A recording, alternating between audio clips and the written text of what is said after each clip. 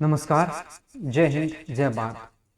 दोस्तों, आज के सेशन में बात करने वाले हैं IBACIO ग्रेड 2 2026 जो कि 1 अप्रैल से आपके इंटरव्यू चल रहे। स्लाइड पे देख पा रहे होगे आप interview questions and better answer. इस सेशन में वही क्वेश्चन डिस्कस करेंगे जो अभी ट्रेंडिंग में बच्चों से पूछे जा रहे हैं।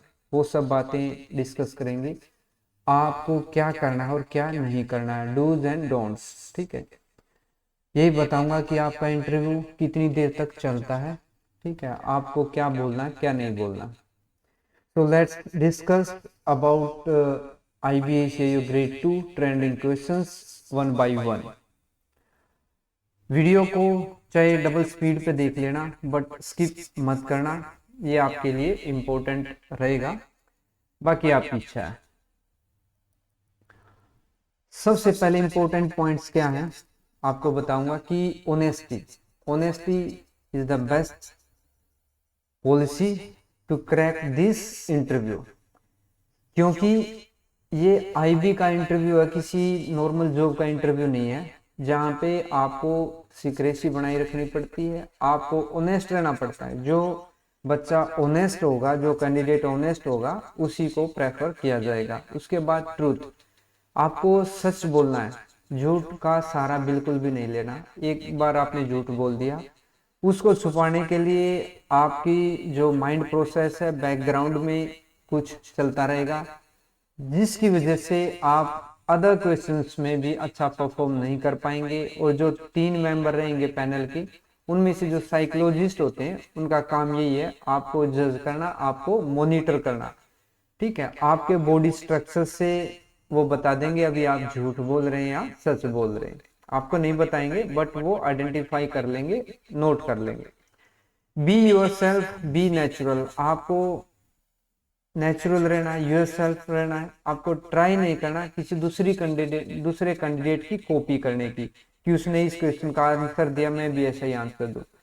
उनकी पर्सनैलिटी कुछ और है, आपकी पर्सनैलिटी कुछ और हो सकती है। So be natural, be yourself, discipline, आपको प्रॉपर डिसिप्लिन रहना है। ठीक है, आपको किसी लेफ्ट राइट किसी का सहारा न लेते हुए प्रॉपर जो आपको आता है, जो आपको सही आता है, अच्छे ढंग से आता है, उतना ही आपको बोलना है। ज्यादा बोलने की रिक्वायरमेंट नहीं है। अच्छा, ऐसा क्यों बोल रहा हूं? क्योंकि जो आपका इंटरव्यू है वो 10 to 15 मिनट्स ही रहने वाला है, हार्डली 10 to 15 मिनट्स में आपको ट्राई करना टू द पॉइंट बोलें, ताकि आप मैक्सिमम क्वेश्चंस का आंसर बेटर ढंग से दे पाए। ज्यादा लंबा आंसर देने की रिक्वायरमेंट नहीं है, कम बोलो बट सही बोलो। ठीक है, बी प्रैक्टिकल, आपको प्रैक्टिकल रहना है, आपको आर्टिफिशियल नहीं बनने की कोशिश करनी है। ठीक है, आपको प्रैक्टिकल रहना है। सबसे पहले आपको ध्यान में रखना, आपका इंटरव्यू 10 से 15 मिनट ही चलना है।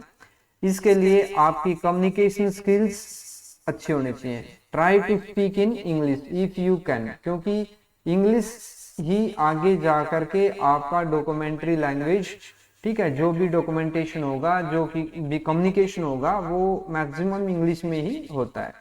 So try to speak in English. If you are not comfortable, then you can use bilingual Hindi and English. Try to speak in English. If you stuck anywhere else, switch to Hindi. Immediately try to again switch to English. Understood? अभी कुछ important जो questions हैं वो discuss करूंगा। उससे पहले आपको बताना चाहूंगा आपसे किस किस बैकग्राउंड से किस टाइप के इंटरव्यू पूछे जाते हैं। सबसे पहले मोस्टली इंटरव्यू आपके personal information as per filled in the form, जो आपने फॉर्म में फिल किया है इंफॉर्मेशन, वहीं से आपसे मैक्सिमम क्वेश्चन पूछे जाएंगे। 1-2 क्वेश्चन हो सकता है situation based presence of mind आपका चेक करने के लिए। करंट अफेयर से 1-2 क्वेश्चन, 2-3 क्वेश्चन हो सकते हैं, इससे ज्यादा नहीं होंगे, 1 से 2 question. HR plus personality question, 1 या 2 क्वेश्चन यहाँ से भी हो सकते हैं, क्योंकि आपका जो इंटरव्यू है उसका टाइमिंग 10 to 15 मिनट्स है, जो कि अभी ट्रेंडिंग में चल रहा है। वैसे भी इतना ही रहता है इनका। ठीक, 10 to 15 मिनट्स में ही आपको जज कर लेते हैं आपकी पर्सनैलिटी क्या है। यहाँ पे आपकी नॉलेज जज नहीं की जाती इंटरव्यू में, जब भी आप किसी इंटरव्यू के लिए जाते हैं तो आपकी पर्सनैलिटी चेक की जाती है। एक और दो में भी ट्रिकी क्वेश्चन आपसे पूछे जा सकते हैं। अभी कौन से क्वेश्चन पूछे जा रहे हैं वो डिस्कस करते हैं। Number 1, introduce yourself. Introduce yourself से पहले या इंट्रोड्यूस योरसेल्फ के दौरान आपसे पूछा जाएगा definitely meaning of your name. आपका नाम का क्या मीनिंग है वो आपको डेफिनेटली पता होना चाहिए। आपका नाम किसने रखा वो भी पता होना चाहिए, ठीक है। Then famous place at your locality. आपके लोकेलिटी में कोई फेमस प्लेस या प्लेसेस हैं उनके बारे में आपको बेसिक नॉलेज होना बहुत ही जरूरी है। Famous place, famous dishes, famous आपका कल्चर, पहनावा, सॉन्ग, ठीक है। फेमस मूवी आपके बैकग्राउंड से यदि कोई है तो लोकेलिटी से, आपका फेमस एक्टर, हीरो, ठीक है। Famous celebrity from your native place, ये भी पूछी जा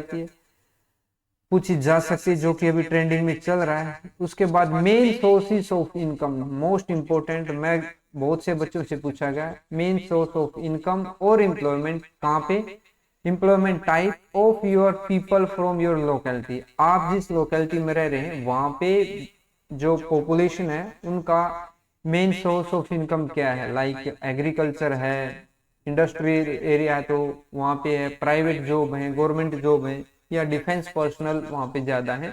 मेजोरिटी बेसिकली किसमें है वो आपसे पूछी जा सकती है।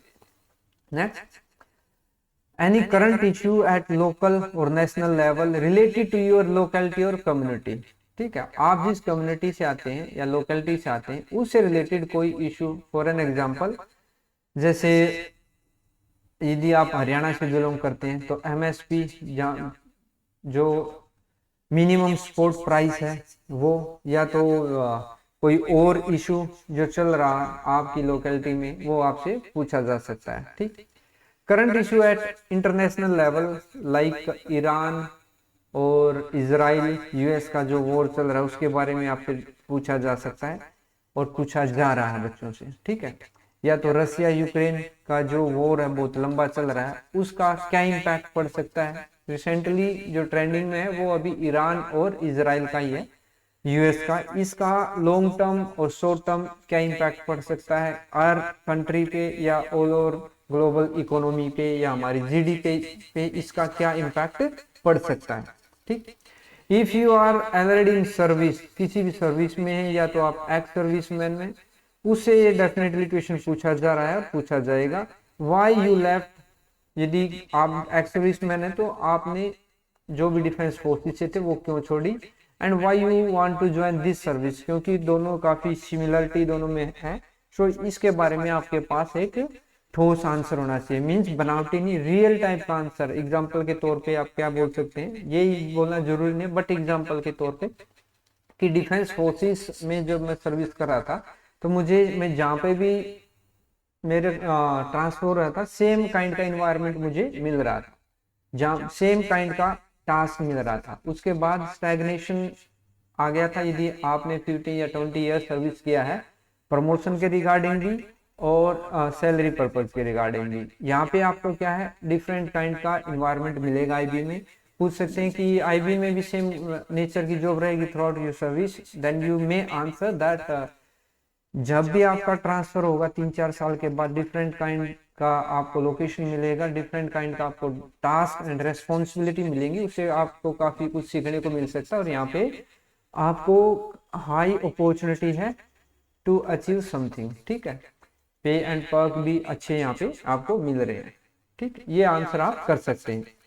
इसके अलावा अभी हम कुछ डिस्कस करेंगे, कुछ इंपॉर्टेंट क्वेश्चंस जो कि आपसे पूछे जा रहे हैं और आप कैसे सैंपल आंसर, बेटर आंसर आप कर सकते हैं।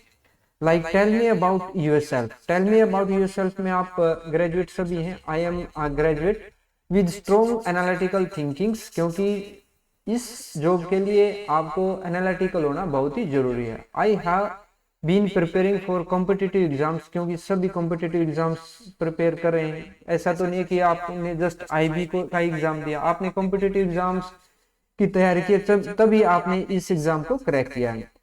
Which has improved my awareness and discipline. Competitive exam की आपने तैयारी की है, उस वजह से आपकी अवेयरनेस और डिसिप्लिन आपके अंदर बिल्ड हुआ है। I am particularly interested in intelligence work because it combines analysis, confidentiality and national service। ये आपका सिंपल आंसर हो सकता है, ठीक।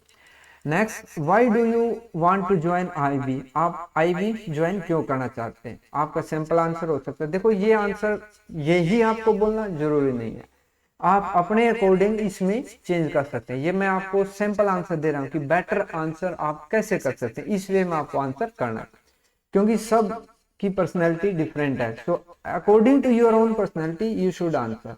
आई want to contribute to national security, I want to contribute to national security in a meaningful way। IB offer a role where a silent work creates real impact। यहाँ पे silently आपको work करना होता है, आपको शो ऑफ करने की जरूरत नहीं होती, इवन आपको अपनी आइडेंटिटी भी शो नहीं करनी होती किसी को भी, ठीक। And I am comfortable working without public recognition, आपको पब्लिक रिकॉग्निशन के बिना काम करने की आदत है और you want to work in that environment. Next, what is IB role in India, IB का रोल डेफिनेटली आपको पता होना चाहिए इंडिया में, बेसिक, ठीक है। आपको बहुत ज्यादा लंबा किसी क्वेश्चन का आंसर नहीं देना, टू द पॉइंट आपको बात करनी। IB is India's internal intelligence agency, it collect, analysis and shares intelligence related to internal security. IB internal security से रिलेटेड होता है, टेररिज्म एंड काउंटर इंटेलिजेंस से रिगार्डिंग, ठीक। डिफरेंस बिटवीन आईबी एंड रॉ, अच्छा आपको लग रहा होगा मैं बहुत स्पीड में और टू द पॉइंट ही बात कर रहा हूँ, ये है कि ज्यादा लंबा वीडियो बनाई, ठीक है। आप सब समझदार हैं, ग्रेजुएट हैं, आपने सब ने प्रिपरेशन किया हुआ, जस्ट आपको एक गाइडेंस की रिक्वायरमेंट है कि आपको आंसर कैसे करना है, वो भी आपने काफी प्रैक्टिस किया होगा, बट बेटर आंसर आप कैसे कर सकते हैं with in this time frame, short time period में 10 to 15 मिनट्स में आप कैसे मैक्सिमम डिलीवर कर सकते हैं विद बेटर क्वालिटी, ठीक। ऐसा नहीं कि एक ही क्वेश्चन के बारे में आप बोले जा रहे हैं लंबा, ठीक है। आपको टू द पॉइंट कम टाइम में ज्यादा डिलीवर करना है और बेटर क्वालिटी के साथ, ठीक।